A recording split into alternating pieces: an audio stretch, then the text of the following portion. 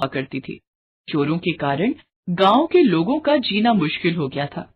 गांव वाले प्रतिदिन चोरों को पकड़ने की नई नई तरकीबें बनाते, लेकिन सब धरी की धरी रह जाती। गांव के सरपंच ठाकुर साहब भी इस समस्या का समाधान जल्दी करना चाहते थे। एक रात ठाकुर साहब चारपाई पर लेटने ही वाले थे कि उन्हें कमरे की खिड़की के पास 3-4 आदमी खड़े दिखाई दिए।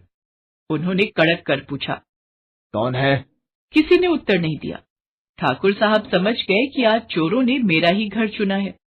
शोर मचाने का मतलब था चोरों को भगाना, और ऐसा करके गांव से चोरी समाप्त नहीं की जा सकती थी।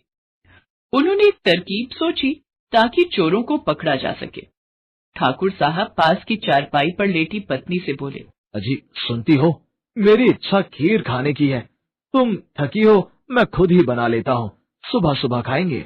पहले तो उनकी पत्नी को कुछ हैरानी हुई, पर शीघ्र ही वह समझ गई कि कोई न कोई बात जरूर है। प्रिय विद्यार्थियों, मुझे विश्वास है कि आप इस अध्याय को पढ़ते हुए आनंद ले रहे होंगे। आइए उत्साह के साथ आगे बढ़ें और इसकी सीख को गहराई से समझने का प्रयास करें। ठाकुर साहब रसोई घर में जाकर खीर बनाने लगे। उन्हें रसोई घर की खिड़की के पास से कुछ आवाजें सुनाई दी, पर अंधेरा होने के कारण वे किसी को देख नहीं पाए।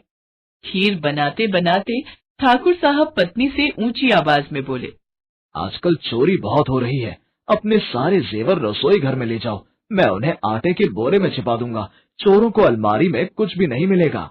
ठाकुर साहब खीर बनाकर अपने कमरे में गए और कमरे का दरवाजा जोर से बंद कर दिया, जिससे चोरों को लगे कि वे सो गए हैं।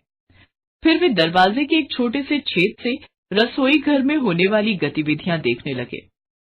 ठाकुर साहब टकटकी लगाए दरवाजे के छेद से देख रहे थे।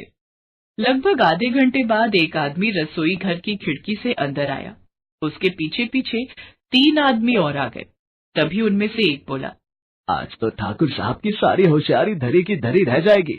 आटे के बोरे में जेवर छिपाकर बहुत चालाक बनता है।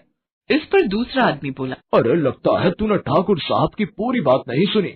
आटे का बोरा बाद में देखेंगे, पहले बोलो मीठी खीर जिंदाबाद। अरे भाई, क्या तुमने नहीं सुना? सबसे पहले पेट पूजा, उसके बाद काम दूजा।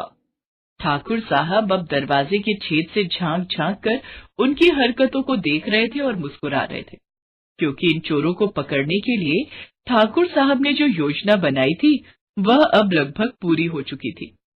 चोर मजे से ठाकुर साहब की बनाई हुई खीर खा रहे थे और उसकी तारीफ कर रहे थे, किंतु थोड़ी ही देर बाद उनकी आवाजों का आना बंद हो गया।